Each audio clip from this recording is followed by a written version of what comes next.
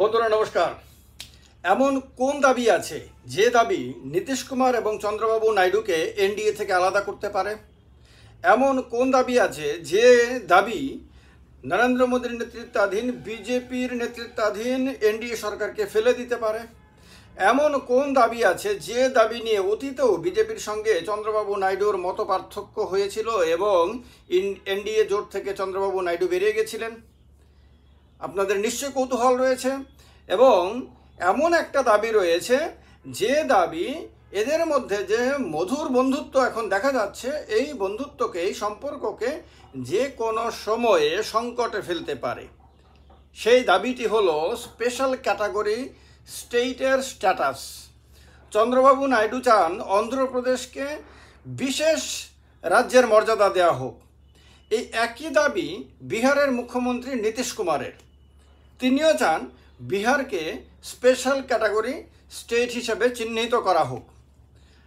এই দুজনেরই রাজ্য বিভিন্ন সময়ে ভাগ করা হয়েছিল। 2000 সালে বিহারকে ভাগ করে আলাদা ঝাড়খণ্ড রাজ্যের সৃষ্টি করা হয়েছিল। তখনও বিজেপিরই সরকার ছিল, এনডিএ সরকার ছিল। অটল বিহারী বাজপেয়ী ছিলেন তখন দেশের প্রধানমন্ত্রী। আবার 2014 সালে আপনার অন্ধ্রপ্রদেশকে ভাগ করে আলাদা তেলেঙ্গানা রাজ্য সৃষ্টি করা হয়েছিল। তখনও কেন্দ্রে নরেন্দ্র মোদীর নেতৃত্বাধীন বিজেপিরই সরকার। এই যে রাজ্যগুলোকে ভাগ করা হয়েছে, ভাগ করার ফলে যে জায়গাটা রয়ে গেল, যেমন বিহার রয়ে গেছে, বিহারের মুখ্যমন্ত্রী বা অন্ধ্রপ্রদেশের মুখ্যমন্ত্রী তাদের মূল বক্তব্য হলো এর ফলে তাদের যে আর্নিং সোর্স, রোজগারের যে উৎস, সেটা অনেক সীমাবদ্ধ হয়ে গেছে, অনেক কমে গেছে, তারা আর্থিকভাবে পিছিয়ে পড়েছেন। তার কারণে তাদেরকে যদি স্পেশাল ক্যাটাগরি স্টেট হিসাবে চিহ্নিত করা হয় তাহলে তারা আর্থিকভাবে স্বয়ংসম্পূর্ণ হতে পারবেন, তারা মজবুত হতে পারবেন, বা তাদের যে ক্ষতি হয়েছে রাজ্যগুলো ভাগ করার ফলে সেই ক্ষতিটাকে তারা ওভারকাম করতে পারবেন। এবার প্রথমে চলুন আমরা একবার দেখি যে বর্তমানে দেশের মধ্যে স্পেশাল ক্যাটাগরি স্টেট কোনটা কোনটা আছে, এবার বাকি কিসের ভিত্তিতে দেওয়া হয় এবং কেন রাজনৈতিকভাবে এত বেশি গুরুত্বপূর্ণ সেগুলো আলোচনা করব। প্রথমত হলো 11টি রাজ্যকে স্পেশাল ক্যাটাগরি স্ট্যাটাস দেওয়া হয়েছিল। এর মধ্যে নর্থ ইস্টের আসাম, নাগাল্যান্ড, তারপরে আপনার মেঘালয়, সিকিম, ত্রিপুরা, অরুণাচল প্রদেশ, মিজোরাম, এই রাজ্য, মণিপুর, এই রাজ্যগুলো তো রয়েইছে। নর্থ ইস্টের 8টা স্টেটই স্পেশাল ক্যাটাগরি স্টেট। কিন্তু এর বাইরে হিমালয়ান আরও 2টো স্টেটকে দেওয়া হয়েছে। একটি হলো হিমাচল প্রদেশ আর একটি হলো উত্তরাখণ্ড। আর অন্ধ্রপ্রদেশ থেকে আলাদা হয়ে যাওয়া তেলেঙ্গানাকেও স্পেশাল ক্যাটাগরি স্টেট হিসেবে মেনে নেওয়া হয়েছিল। প্রথমে আমরা জানি যে 1969 সালে পঞ্চম অর্থ কমিশনের সুপারিশ মেনে ভারত সরকার এই স্পেশাল ক্যাটাগরি স্টেট স্ট্যাটাস দেওয়ার ব্যবস্থা করে। তখন থেকে এটা শুরু হয় এবং এর মূল মাস্টার মাইন্ড ছিলেন আপনার D.R. গাডগিল। তিনি সোশ্যাল সায়েন্টিস্ট ছিলেন এবং প্ল্যানিং কমিশনের ডেপুটি চেয়ারম্যান ছিলেন। এই তথ্যগুলো আপনাদের সবারই যারা রাজনীতির ব্যাপারে ইন্টারেস্টেড তাদের জন্য অত্যন্ত গুরুত্বপূর্ণ। এই কারণে এই জিনিসগুলো আপনারা শুনবেন, ভিডিওটা সেভ করে রাখবেন, ভিডিওটা আপনাদের ভবিষ্যতে অনেক কাজে লাগবে। এখন কিসের ভিত্তিতে এই স্পেশাল ক্যাটাগরি স্ট্যাটাস দেওয়া হয়? প্রথমত হলো পাহাড়ি এবং কঠিন ভৌগোলিক অবস্থা, যেমন ত্রিপুরা বা নর্থ ইস্টের যে স্টেটগুলো বা হিমাচল প্রদেশ বলেন বা উত্তরাখণ্ড বলেন, এগুলি কিন্তু এর মধ্যে পড়ে। তারপরে উল্লেখযোগ্য ট্রাইবেল জনসংখ্যা এবং জনসংখ্যার ঘনত্ব কম থাকা। আমাদের এই রাজ্যগুলো বিশেষ করে নর্থ ইস্টের মধ্যে আপনি জানেন, সবাই জানেন আপনারা, ট্রাইবেল লোকের সংখ্যা অনেক বেশি এবং ঘনবসতি না, কম ঘনবসতি। এখানে একটা বাড়ি যদি অনেক জায়গাতে, শহরের অঞ্চলগুলোকে বাদ দিলে আপনি যদি পাহাড়ে যান তাহলে এক বাড়ি থেকে আরেক বাড়ির দূরত্ব মাঝখানে অনেক ফাঁকা এলাকা থাকে, ফলে তাদের যোগাযোগ ব্যবস্থা অনেক কঠিন, তাদের ডেভেলপমেন্ট করতে অনেক কঠিন হয়। তারপর সীমান্তবর্তী এবং কৌশলগতভাবে গুরুত্বপূর্ণ। একটা হলো এই যে আন্তর্জাতিক সীমানা, যেমন নর্থ ইস্টটা পুরোটাই আন্তর্জাতিক সীমানায় ঘেরা। এর মধ্যে আপনারা দেখবেন বাংলাদেশের সঙ্গে, মায়ানমারের সঙ্গে, চীনের সঙ্গে এই বর্ডারগুলো রয়েছে, ফলে এগুলি ক্রুশাল এবং ভারত সরকারের জন্য কৌশলগত দিক থেকে এগুলি অত্যন্ত গুরুত্বপূর্ণ। এই জিনিসটা মাথায় রাখা হয়েছিল, কিন্তু তখন কিন্তু কংগ্রেস আমল ছিল, খেয়াল রাখতে হবে। এই যে রাজ্যগুলির এই যে মানে প্রবলেমগুলিকে আইডেন্টিফাই করে সেগুলিকে চিহ্নিত করে সেগুলিকে সমাধানের ব্যবস্থা করা, এটা কিন্তু তখন যারা করেছিলেন তারা কিন্তু দেশের কংগ্রেস দলের সরকারে ছিলেন। তখন বিজেপিরও সরকার ছিল না, তৃতীয় মোর্চারও সরকার ছিল না, কংগ্রেসেরই সরকার ছিল। তাহলে এইটাও আপনাদের মাথা রাখা দরকার যে কংগ্রেস যে এই বিষয়গুলোকে যে গুরুত্ব দেয়নি এ কথা এক্ষেত্রে বোধহয় খাটছে না।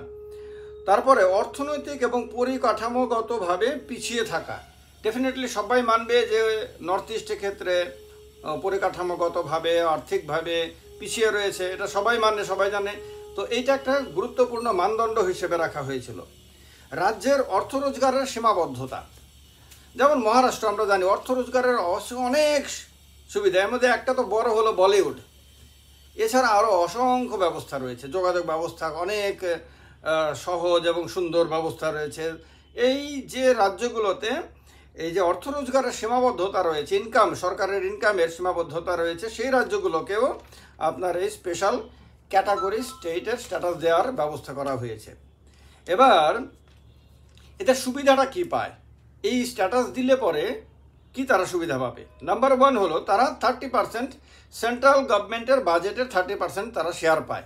এই রাজ্যগুলো ট্যাক্সে কনসেশন পায়, এর মধ্যে কাস্টম ট্যাক্সে তারা কনসেশন পায়, ইনকাম ট্যাক্সে কনসেশন পায়, কর্পোরেট ট্যাক্সের ক্ষেত্রেও তারা কনসেশন পায়। বরাদ্দ টাকা যদি খরচ না হয়, ধরেন একটা প্রজেক্টে ভারত সরকার তাদেরকে টাকা দিল এই স্পেশাল ক্যাটাগরি স্টেটগুলিকে, এই টাকা তারা ওই বছরের মধ্যে খরচ করতে পারলো না, তাহলে নর্মালি ফেরত যাওয়ার কথা, কিন্তু তাদেরকে এটা ক্যারি ফরওয়ার্ড করার অধিকার দেওয়া হয়, তারা এই টাকাটা পরের বছরেও তারা খরচ করতে পারবে।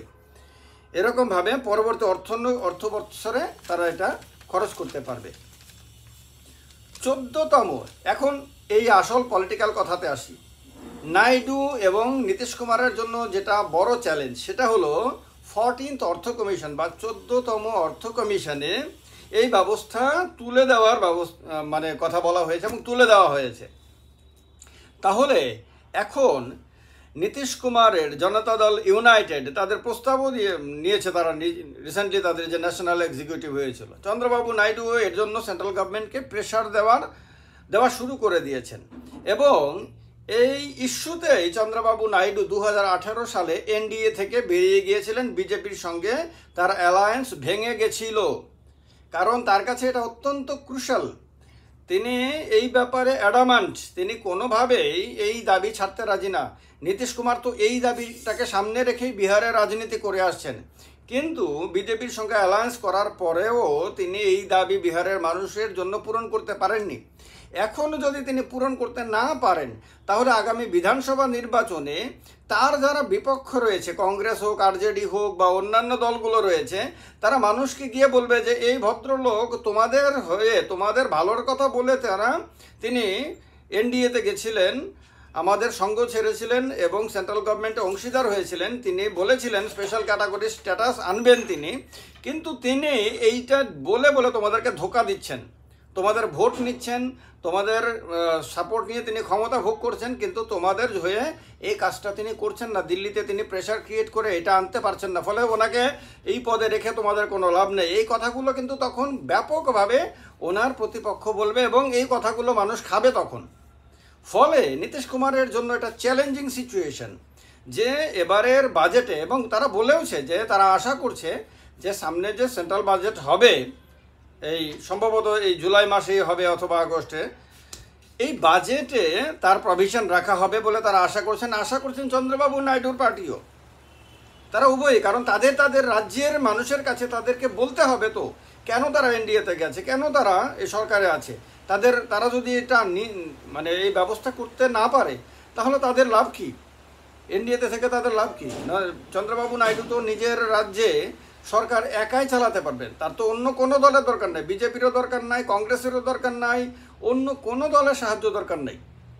তারপরেও তিনি কেন এনডিএতে গেছেন? সুতরাং এই কারণেই আপনার সবচেয়ে বড় টেনশন বিজেপির কাছে, নরেন্দ্র মোদীজির কাছে, দেশের এনডিএ সরকারের কাছে, যে এই ইস্যুতেই আগামী দিনে এই দুটো দল সরকারের থেকে আলাদা হতে পারে, কারণ বিজেপির জন্য, মোদির জন্য এটা চ্যালেঞ্জিং যে মোদি জানেন যে যদি এদেরকে এটা দেওয়া হয় তাহলে অন্য যে দল রাজ্যগুলো রয়েছে যেখানে বিরোধী দলের সরকার রয়েছে তারাও তখন দাবি তুলে দেবে।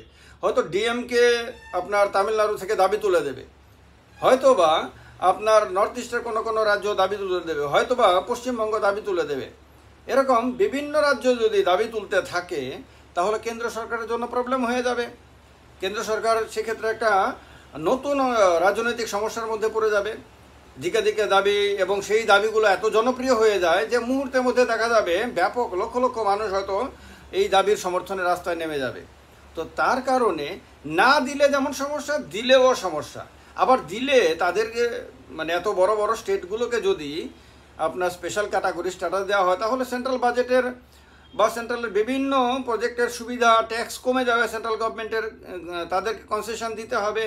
ফলে অর্থনৈতিক সমস্যাও রয়েছে। ভারত সরকার যেখানে চাইছে যে নিজের অর্থনৈতিক শক্তিটাকে বাড়াতে, সেখানে তার অর্থনৈতিক মানে ভাগ দিতে হবে বেশি করে। তো এই কারণে এটা কেন্দ্রীয় সরকারের কাছে বড় চ্যালেঞ্জ, এবং এই চ্যালেঞ্জটার মোকাবেলা ঠিকমতো করতে না পারলে সরকার কিন্তু যে কোনো সময়ে সংকটে পড়তে পারেন। তো এই কারণে অনেকে মনে করছেন যে নাইডু সরে যেতে পারেন, নীতিশ কুমার সরে যেতে পারেন, কিন্তু কেন সরে যেতে পারেন, কেন তাদের মধ্যে সমস্যা তৈরি হতে পারে এইটা অনেকেই জানেন না। তার কারণে এই স্পেশালি এই ভিডিওটা করলাম আমি আপনাদেরকে এই তথ্যগুলো দেওয়ার জন্য, যে তথ্যগুলো আপনাদেরকে আপনাদের চোখ কান খুলে দেবে এবং আপনারা একটা স্পষ্ট ছবি দেখতে পারবেন যে মূল কোন জায়গাতে আপনার বিজেপির সঙ্গে জেডিইউ, বিজেপির সঙ্গে আপনার টিডিপি বা এনডিএর মধ্যে, এই বিভিন্ন দলগুলোর মধ্যে মতবিরোধ তৈরি হতে পারে এবং যা শেষ পর্যন্ত সরকার ভাঙার মধ্যে ব্যবস্থা করতে পারে। ভিডিওটি ভালো লাগলে, গুরুত্বপূর্ণ মনে হলে ম্যাক্সিমাম বন্ধুদের সঙ্গে শেয়ার করবেন, সবাই যাতে এই গুরুত্বপূর্ণ তথ্যভিত্তিক আলোচনা শুনতে পারেন, জানতে পারেন এবং বুঝতে পারেন যে আসল সমস্যাটা কোথায়।